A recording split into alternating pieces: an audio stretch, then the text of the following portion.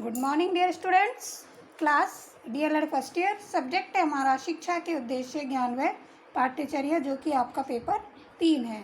Students, मैं आपको जो हमारी लास्ट क्लास थी उसमें जैन दर्शन के बारे में बता रही थी। आज मैं आपको जैन दर्शन के सिद्धांत बता रही हूँ।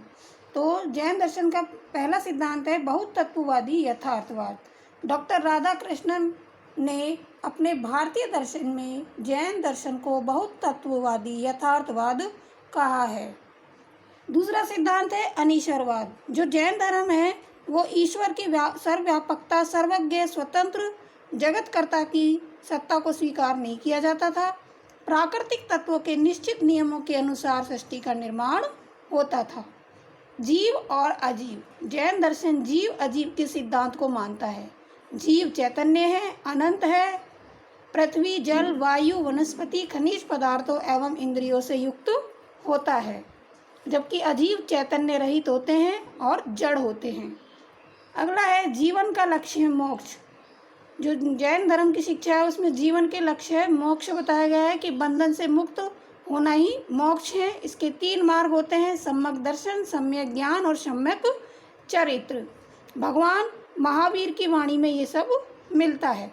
नेक्स्ट है ज्ञान। सभी वस्तुओं का उसके स्वभाव और विभाग के अनुसार साक्षात्कार करना ही ज्ञान है।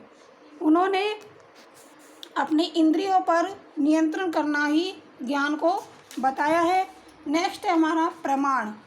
वस्तुओं की संशय विपर्य, अनध्यवसाय रहित, अविसरवादी सम्यक जानकारी और स्वीकृति प्रमाण है। ऐसा जैन दर्शन के व्याख्याकारों के विचार से प्रकट होता है। उन्होंने प्रत्यक्ष, परोक्ष, अनुमान, हेत्वाभास और शब्द आदि 5 प्रकार के ये प्रमाण बताए हैं। नेक्स्ट है तत्व विचार। जैन दर्शन में